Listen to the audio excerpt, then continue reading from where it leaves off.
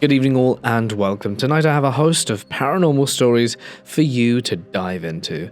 And if you like the word ghost, you'll love plugging it into my Patreon to get 70% off. Offer ends tomorrow night, so make the most of it. But for now it's time to get comfortable and let the darkness take control. This first story happened when I was still a baby, so I only know it through my mum. She told me that when I was in my crib, I would often stare at one specific spot in the room, smiling and laughing as if someone was entertaining me. My grandfather had passed away when my mum was still a child, so she always believed it was him checking on me. I don't remember any of it myself, so I'll have to take her word for it. The first experience I actually remember happened when I was around 4 years old. At the time, I lived in a small house with my mum, her boyfriend and his son. One night, I needed to go upstairs. The staircase had a short flight that led to the landing, then turned sharply and continued upward. At the top of the stairs was a bathroom, and its window cast light onto the wall along the landing. I was walking up the first flight with my mum right behind me when we both saw it, a shadow figure moving across the bathroom window. The shadow looked masculine, not very tall, but clearly human-shaped. It crossed the light on the wall and disappeared. I froze and turned to look at my mum. And before I could say anything, she asked, "Did you see that too?" I never felt afraid of that one. It didn't give off a bad feeling exactly. But the next experience in the house was quite different. I was in my bedroom lying on my bed. My bed was pushed into the corner, and my dresser with a mirror sat against the adjacent wall. I woke up needing to use the bathroom. I didn't use a nightlight. I wasn't scared of the dark. I sat up in bed facing the mirror, and that's when I saw it. There was a large black figure sitting beside me on the bed. It turned to look at me, then shifted its gaze towards the mirror. In the reflection, I saw its eyes glowing red. I screamed and ran straight to my mum's room, sobbing and trying to explain what I had seen. I refused to sleep in my bed for a full week after that. When I was around 8 or 9, I visited my grandmother, who lived in an assisted living facility.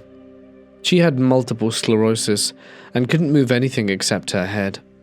The town was small, and we visited whenever we could. One day while wandering the halls, I met a little girl and asked her name. She smiled and said Sarah. She had blonde hair, soft blue eyes, and dimples when she smiled, and I immediately wanted to be her friend. But the strange thing was, no one else saw her. Eventually we went home, and somehow Sarah was there too. I asked her how she got to my house, and she told me that she followed, and asked if she could stay. I asked my mum, and because she strongly believed in ghosts and the paranormal, she says she could. Looking back, that decision feels unsettling. So every night I made a bed for Sarah on my bedroom floor, and every morning it looked like someone had actually slept there. We watched VHS movies together every night, and every day when I came home from school she was waiting for me. Once I asked if she wanted to come to daycare with me. She got so excited, making little sounds I can still remember. At daycare, I was telling some kids about Sarah when my back started itching. I asked her to scratch it, and when I turned around, the people I were talking to began freaking out. I could feel her scratching my back, and they said they could see the finger-shaped impressions moving against the fabric of my shirt. The next time we visited Grandma, Sarah came with us. While walking down the hall, I passed a woman, and Sarah whispered, "Ask her about me." So I did. When I asked the woman if she knew Sarah, her eyes went wide before filling with sadness. She said in a hollow voice, "That was my daughter. She was taken when she was a child." I didn't ask her anything else. Sarah thanked me afterwards, and I never saw her again. Later I looked up the town and Sarah's name. It was an unsolved case. She had disappeared from a carnival with her mother and was presumed murdered. I still think about her sometimes. and hope she's finally with her mum. In 2020, just before COVID really hit, my husband and I moved into our first apartment. He worked cleaning empty dorm rooms at a nearby university and brought home a porcelain doll for me since I collect them.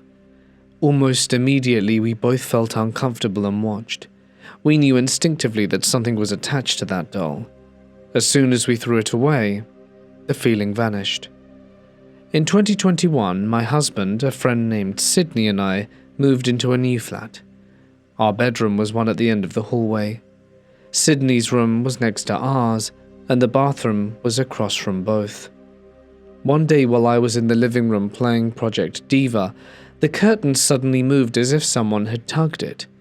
My husband and I locked eyes and we both saw it. There was no wind, no fan, and no real explanation for why that happened. Sydney turned out to be a terrible roommate. Before they moved out, they told us about a spider demon attached to them called Simon, and after a fight, either just before or just after they left, I walked past the bathroom and saw it. A spider-like humanoid with soft, yellow glowing eyes. I ran to the bedroom in absolute terror. That image is still burnt into my mind. In 2022, we moved into the most haunted place we've ever lived. Our landlord was an elderly woman who claimed to channel spirits, spoke about Ashtar, and openly admitted to letting entities into her home.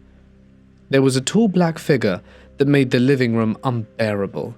An angry little boy who lived near the boiler and only calmed down when given coins, and something else that roamed the spare bedroom.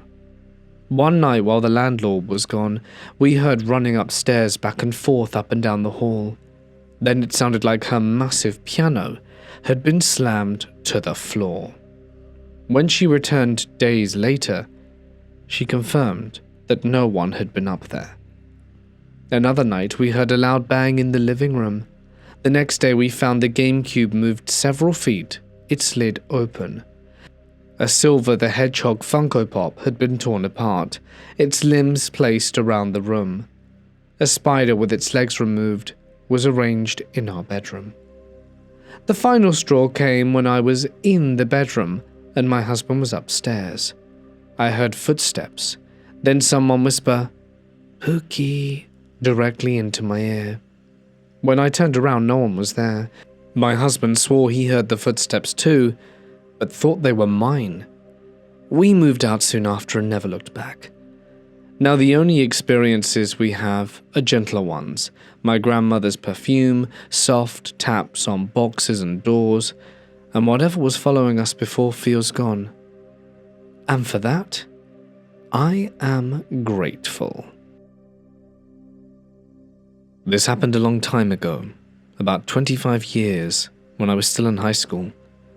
It's something that has followed me in one form or another ever since. We had just moved into a new house that day. Boxes stacked everywhere, furniture scattered through every room, and by the time midnight rolled around, everyone was completely wiped out. We'd managed to set up my parents' bedroom, the kitchen, most of the hallway, and the dining room, and that was it. My parents went straight to bed without a second thought. I went to my room and immediately realized there was no way I could sleep there. It was chaos. Boxes piled high, furniture shoved in corners. I cleared just enough space to close the door, shoved a few boxes together and laid my mattress on top of them, figuring I'd deal with the rest in the morning. Before I could lie down, I heard a cat meowing. I turned around and saw a black cat sitting calmly in the middle room, bathed in moonlight coming through the window. It just sat there meowing over and over, completely unbothered by my presence. I walked towards it. The cat stayed still for a moment, then slowly padded off into the shadows near the corner room. I flipped on the light, and it was gone. I searched everywhere. Under boxes, behind furniture inside the closet. The windows were locked. There was nowhere it could have gone. By the time I gave up, I had made an even bigger mess than before and was too exhausted to fix it. So I dragged the mattress out into the hallway, turned off the lights and lay down, desperate to sleep. A moment later, I heard footsteps behind me. I assumed it was my parents, woken up by the noise I had made earlier. The hallway was dark, and I didn't want them tripping over me, so I quickly sat up to warn them. The instant I turned towards the sound, something jumped on me. It felt like a small girl or maybe a small adult woman with long hair and skin that felt leathery and unnaturally hard. She climbed onto me with shocking force, driving her knees into my torso and pinning me down. Instinctively, I grabbed her by the neck, but it didn't feel like flesh. It felt like choking a polished stone column. She was impossibly heavy, like dead weight made of rock. I could barely move. Her arms were the worst part. It felt like she had no fingers at all, just blunt ends at her wrists, pushing clumsily at my arms as if trying to force them away.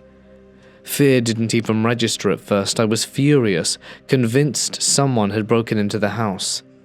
I fought back with everything I had, staring into her face, but I couldn't make out a single feature. She was completely pitch black, like a void shaped like a person. We struggled for maybe 20 seconds before I finally managed to throw her off me. She slammed into a small table with enough force to knock it over. I scrambled to my feet, lunged for the light switch and flipped it on. She was gone. The table lay overturned exactly where she'd hit it.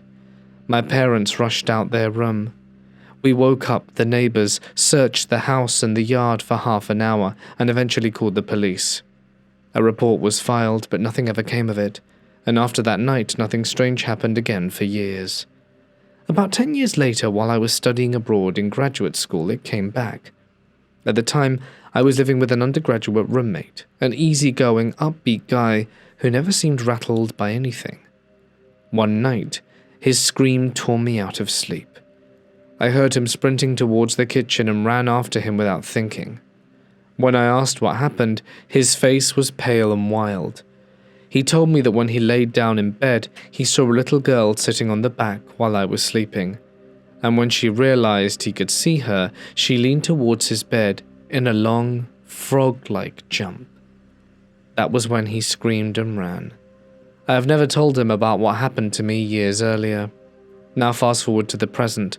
Over the past week, my wife has started telling me that she sometimes sees a woman-shaped shadow standing in the corner of our bedroom after midnight. It's happened twice so far. Now she asks me to walk with her if she needs to go to the bathroom during the night. The only thing I've noticed is that the shower curtain has moved on its own 3 separate times while sitting on the toilet, watching it. We live in a large apartment complex on the 10th floor. The building is only 4 years old, and we're on the opposite side of the world from where my original experience happened.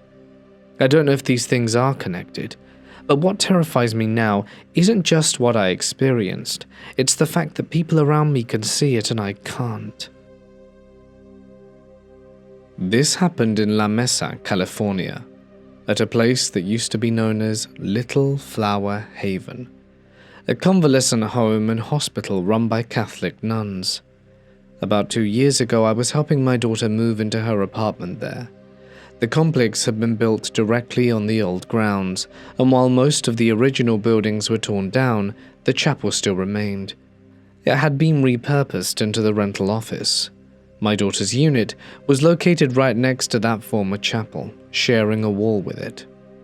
Almost from the beginning, she and her family experienced strange things. They would hear the sound of a child's toy going off on its own, light footsteps that sounded too small to belong to an adult, and voices, men, women, and even children having full conversations. Sometimes the voices sounded exactly like my daughter's husband or her son, even when neither of them was home. On more than one occasion, this happened right after she had FaceTimed them from wherever they were, making it even more unsettling. She also heard footsteps going up the stairs to her unit when no one was there. I initially brushed it off as old building noises, until I went there myself to help her clean and prep the walls for painting. That day, it was just the two of us in the apartment. At one point, she went downstairs to take trash to the dumpster. While she was gone, I clearly heard her voice coming from the outside of the unit, talking to 2 women. I couldn't hear every word, but I distinctly heard her say things like, 2 weeks, yes, we're cleaning, as if she was answering questions about the vacant unit and when it would be ready. The conversation sounded casual and normal, like something you'd overhear. When my daughter walked back in, I asked her if she had talked to a couple of women about the vacant unit and whether she'd asked them about the history of the place. She looked at me confused and asked, "What ladies?" She told me she hadn't stopped to talk to anyone at all. That's when it really hit me. I knew her voice, and what I heard was unmistakably her. I told her, "Now I understand what you mean about the voices." The following evening, I went back alone. As I was climbing the stairs to her unit, I suddenly heard my daughter's voice again, this time sounding like she was leaving a message on an answering machine. I fumbled with the keys and rushed inside and looked around in a panic, until I remembered she didn't even have a home phone, let alone an answering machine. Her voice had been clear as day, as if she was standing right there. On the last day I was there, I decided to take some photos, almost like something you'd see on a ghost hunting show. My son-in-law was FaceTiming with my daughter while I was doing this, and at one point, as I looked through the camera lens, I saw something directly in front of me. A figure wearing what looked like a long, flowing robe. It wasn't solid, but it was distinct enough that I reacted instantly. I yelled for my son-in-law saying, "Oh my God, look! There's something here with us!" He refused to have any part of it and wouldn't even look.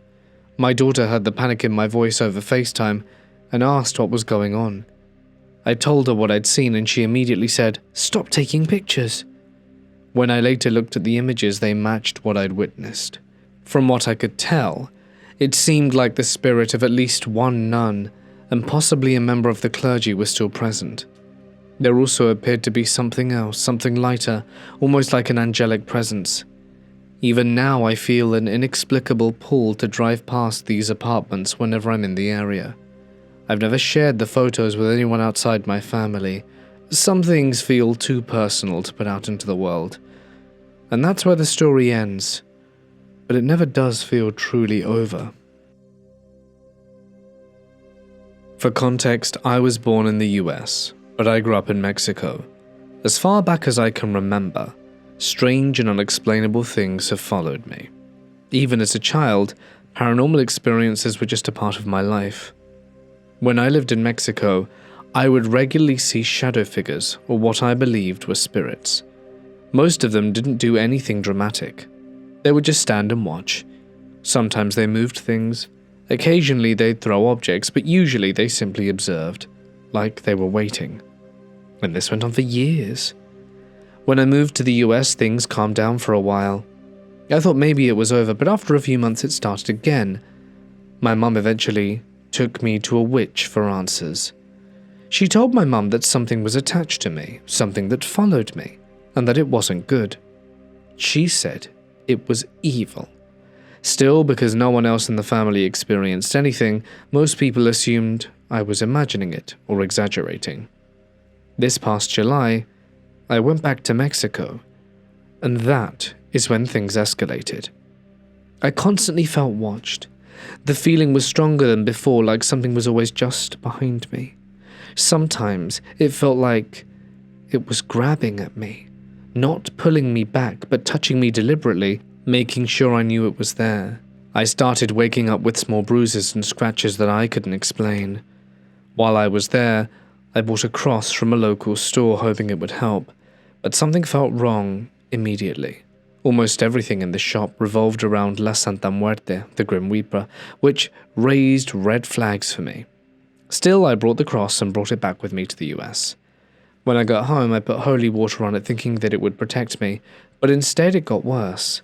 The feeling of being watched intensified. I felt things around me more often. The scratches continued. The atmosphere in my room felt heavy and oppressive. Then one day, the cross broke. I was sitting at my desk drawing with the cross placed in front of me. I watched it fly off the surface and hit the ground. I hadn't touched it, and even if it had fallen on its own, it couldn't have landed the way it did. That's when I got scared. I took it to my girlfriend's house to try and fix it. Her family practices witchcraft, so I trusted them to help. They told me that whatever energy was attached to the store had placed black magic on the cross. We tried to cleanse it, but as we did, the cross became hot to the touch, and the air around us felt thick and heavy. I got rid of the cross after that, but whatever attached itself never left. I've tried cleansing myself, but it's still here. I hear my name being called when I'm alone, and something crawling on the floor at night that's slow and heavy, and it sounds like it has claws. I keep a Bible and a rosary in my room, though they aren't blessed. At night, it thankfully doesn't attack or move things anymore, but simply watches. Honestly, I'm exhausted. This has been happening for my entire life, and when I say it follows me everywhere, I mean everywhere, except churches. That's the only place where I feel truly left alone. If anyone knows what this could be or how to make it stop, please tell me, because I just want peace. I'm not a superstitious person by any means, and if it weren't for these experiences, I honestly don't think I'd believe in ghosts at all. I've always tried to find a logical explanation for things, but some of what I've experienced simply doesn't have one. Because of that, it feels impossible for me to completely deny the existence of ghosts. The first experience happened while my family and I were on holiday in England, visiting the old town of Stratford-upon-Avon. One afternoon, we were walking around and came across an old museum called Sheeves House. From the moment we walked inside, there was an unsettling feeling in the air. The building was extremely old and filled with wax figurines placed throughout the rooms, which only added to the uncomfortable atmosphere. While exploring the museum, my dad, sister and I moved ahead into the next room, leaving my mum behind by herself. This is where things got strange. While she was standing there reading an article, she suddenly felt her jumper being pulled hard from behind. She immediately turned around, assuming one of us was messing with her, but the room was completely empty. There wasn't a single person there. Confused and shaken, she came to find us and told us what happened. My dad decided to speak to the owner of the museum about it. The man casually responded, "Oh, that would be Lee." He went on to explain that Lee was one of the spirits said to haunt the building, and that, during his life, he was known for grabbing attractive women, and apparently continued doing this as a spirit. The owner even showed us a file stating that it was the anniversary of Lee's death, and the activity in the building was usually heightened around this time. He then showed us several files from ghost hunters who had investigated the museum, along with short clips from documentaries that had been filmed there. Sheeves House has long been documented as one of the most haunted buildings in England. The owner also ran ghost tours at night, which my dad and I attended later on, though we didn't personally witness anything. Still, my mum remains completely convinced that her jumper was pulled forcibly, and given the museum's reputation, the whole experience was undeniably strange. The next experience was even more unsettling. While driving back from a vacation in the south of France, my family stopped overnight at what I can only describe as an old family-run lodge. It wasn't exactly a hotel, more like a large house where you could rent rooms. The family cooked for us, and although the building was old, nothing initially felt off. That night, my sister and I slept in one room while my parents stayed in another. In the middle of the night, I heard a loud smashing sound coming from their room. I remember feeling scared but stayed in bed, too afraid to investigate. The next morning, my parents looked visibly shaken. They told us they had heard constant footsteps nearby and floorboards creaking throughout the night. That's when I learnt that the smashing sound I'd heard was actually their light bulb shattering. What made it even more disturbing was that my mum found afterwards, left in their room by the owners, was an old-fashioned children's toy, a small bat with a string attached to the ball. After the light bulb broke, the toy had somehow moved from where it had been and ended up on the bed, directly beneath the shattered bulb, surrounded by broken glass. When my parents asked the owners about it in the morning, they acted strangely, quickly shutting down the conversation and changing the subject. I'll keep this final experience shorter. A couple of years ago, my dad and I went skiing in Italy and stayed at an old hotel that had been built on a former war ground. One night I went to the bathroom and noticed the emergency pull string in the shower swinging violently from side to side. So, I called my dad to come and see it. The moment he walked in, it stopped right in front of us. The same hotel had a sauna in the basement. One day the man at the desk let me go down to use it. I was completely alone.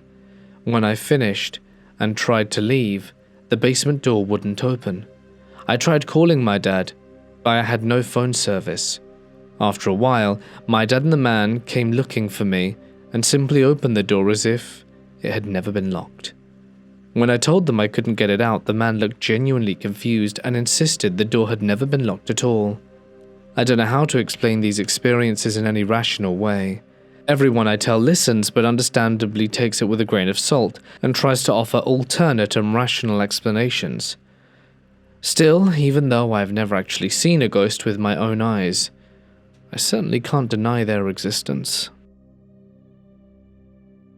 Approximately 8 years ago, I was at my ex's house for a barbecue we had planned with family and friends. That house, in general, has a strange atmosphere, and over time, many unsettling things happened there. But above all of them, there was one presence everyone in that family knew and spoke about openly. It was one that they referred to as the Lady in Black.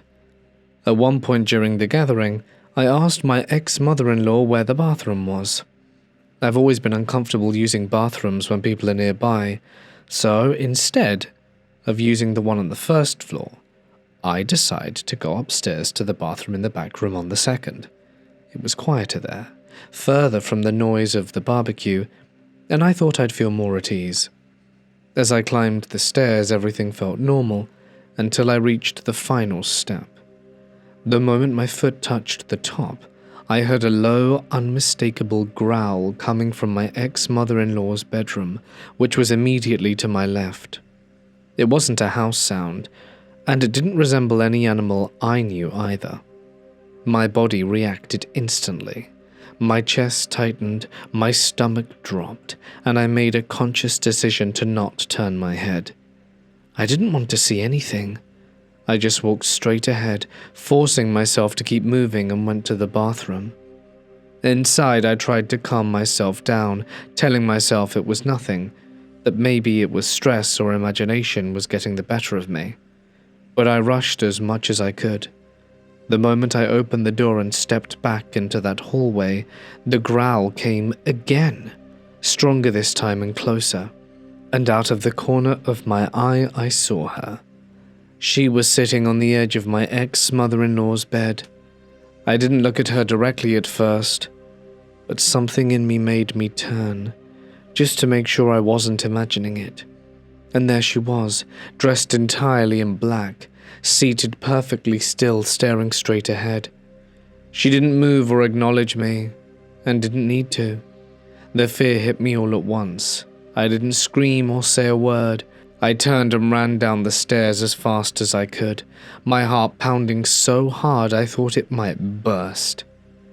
That encounter was one of the times the Lady in Black terrified me the most. And it wasn't an isolated incident. Living with that presence or around it was something I dealt with repeatedly over the 8 years that my relationship lasted. What I still don't know is how to explain what it was and how it happened so often, or how the family had become so accustomed to her presence that it barely seemed to faze them anymore.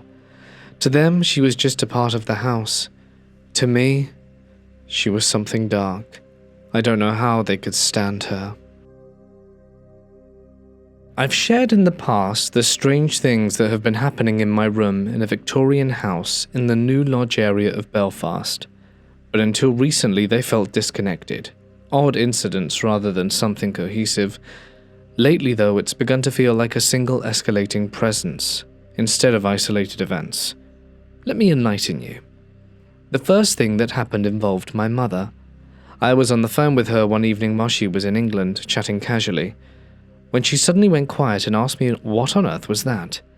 She told me she had a loud masculine voice with a thick Belfast accent shout, "Eh?" straight down the phone, as if someone had leaned in and yelled directly into the receiver.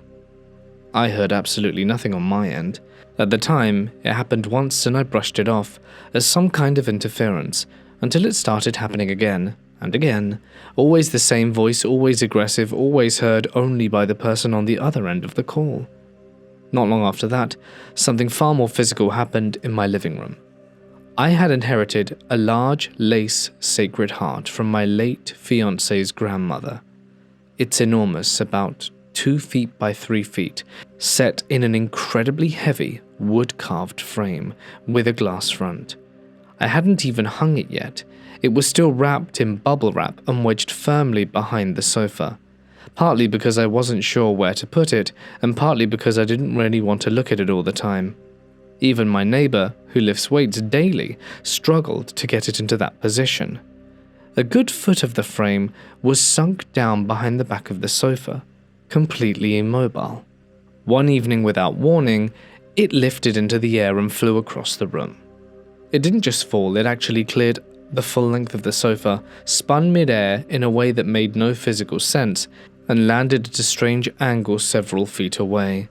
There was no vibration and no one nearby, nothing that could explain it.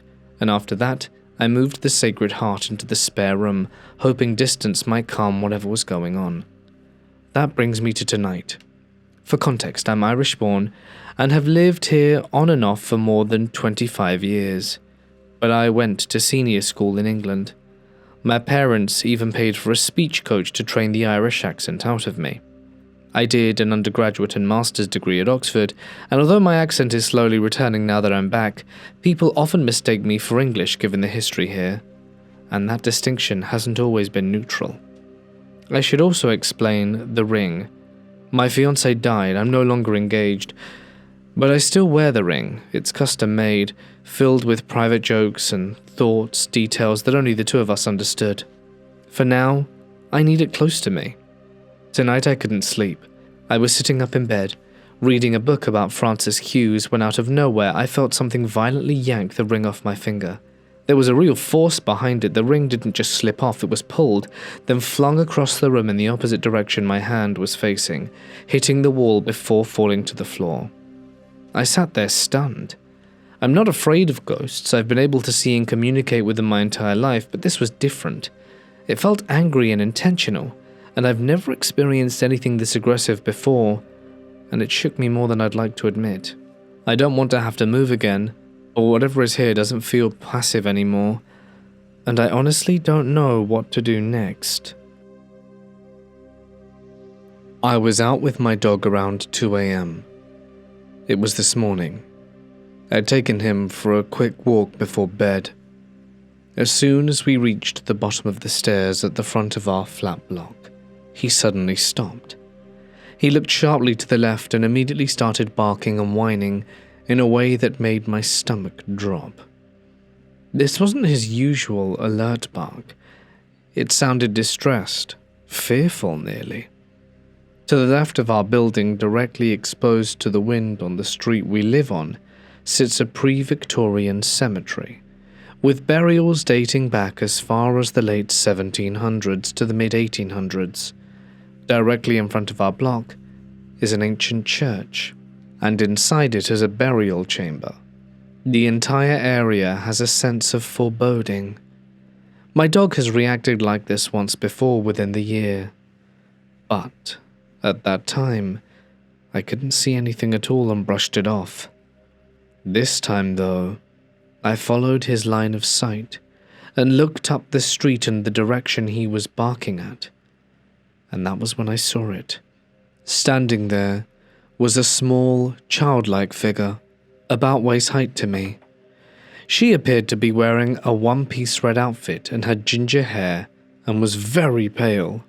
Because of the distance and the low light, I couldn't make out the fine details, but the image was clear enough to register. If what I saw was real, it looked like a young girl, maybe 6 or 7 years old. The moment was fleeting. I blinked and she was gone. There was no moving away, no fading, just suddenly nothing where she had been. My dog continued whining for a moment, before reluctantly calming down, though he kept staring in that direction for a while. I've always considered myself a fairly spiritual person, but I never had sightings like this before. At least, not what I can consciously remember. It left me shaken and confused more than anything else. I didn't feel immediate terror, just a strange mix of sadness and unease. When I got back inside my flat, I said a prayer for the girl, wishing her peace and comfort. Even though I'm not religious, it felt like the only thing I could do in that moment, and I still wonder if there's anything else I should do. Lately, my dog has also been growling and barking at seemingly random points along our street. One instance was at a staircase at the end of the road that leads directly down to the graveyard gate. Another time, and several times since, he's reacted strongly to the old castle that sits directly in front of our flat block. On one occasion, he actually pulled me all the way around it, sniffing intensely at the stone walls and whining the entire time.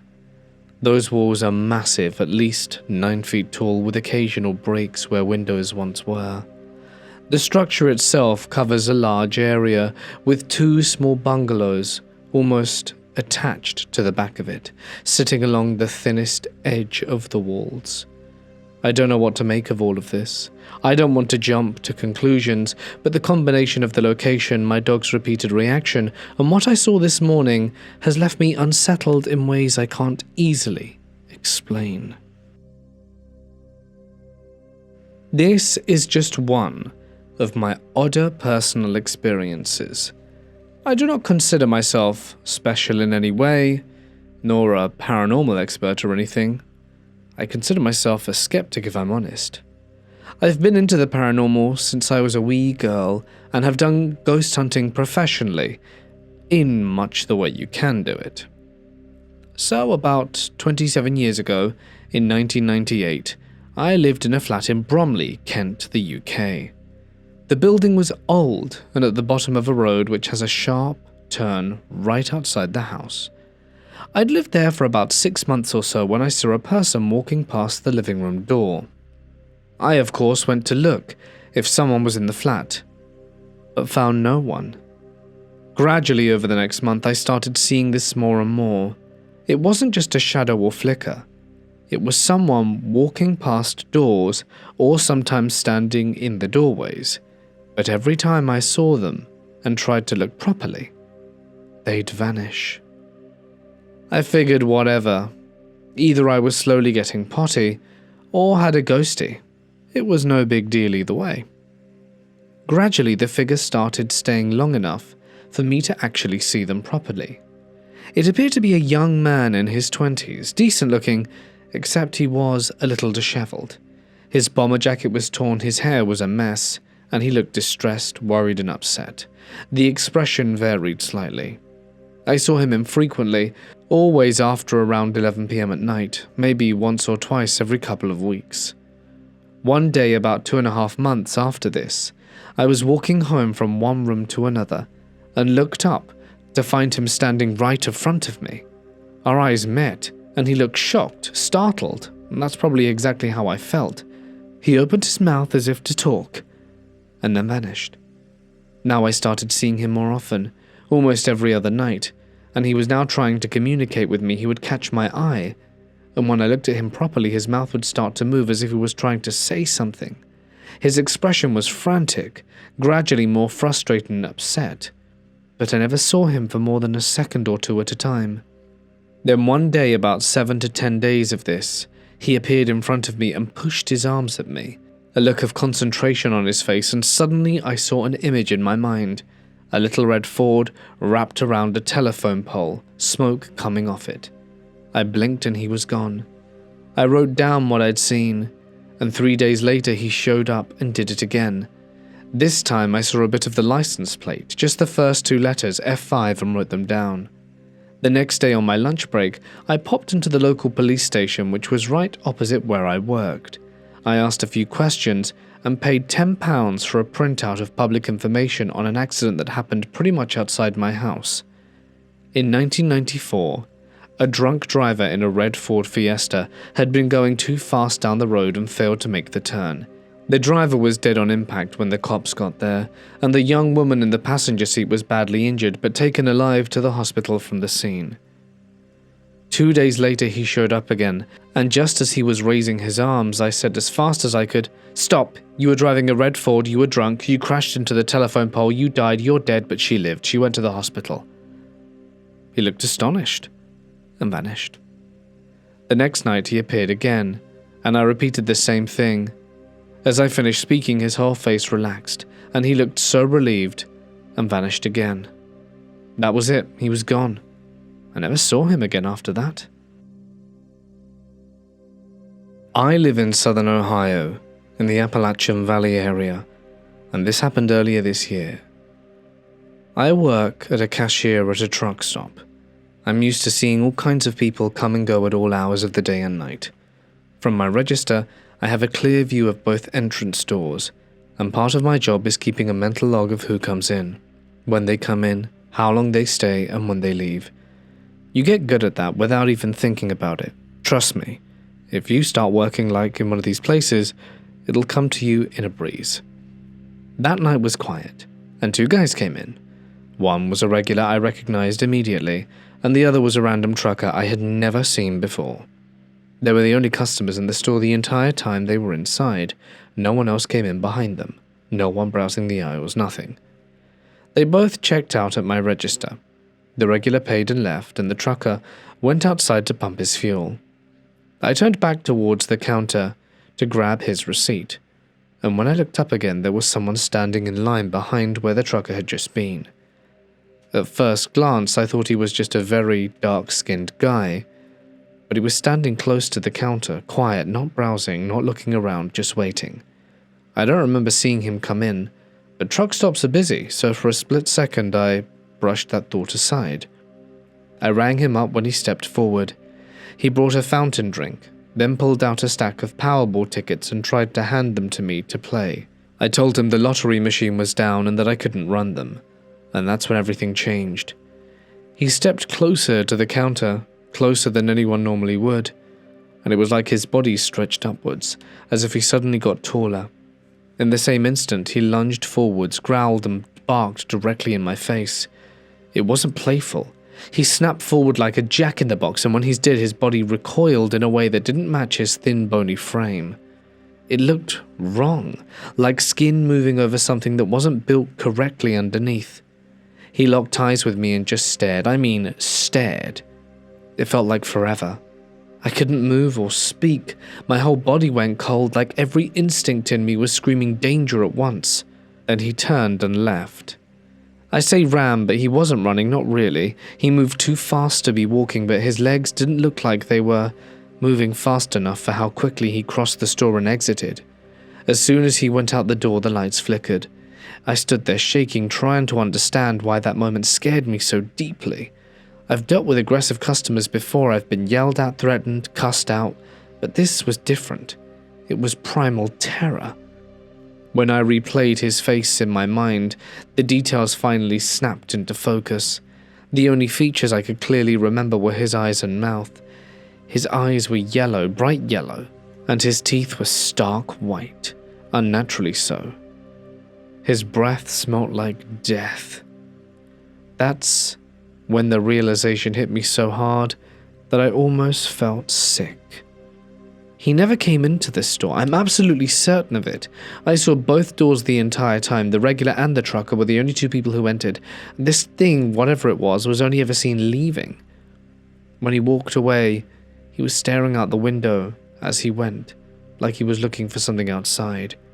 I didn't see where he went to. I didn't want to know.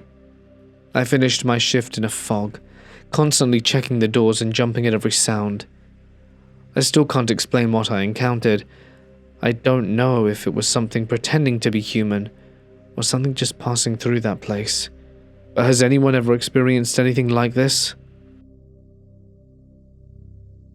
Hey guys, it's Mort here, and thank you so much for listening. I hope that you have enjoyed tonight's stories. I certainly enjoyed recording them. And this nearly concludes the 12 days of Creepmas. I will be hitting you up tomorrow for some Skinwalker stories, everyone's favorite. And then I'll probably be back on Tuesday or Wednesday or something. I honestly can attest that doing this every day does burn you out, as I learned a few years back.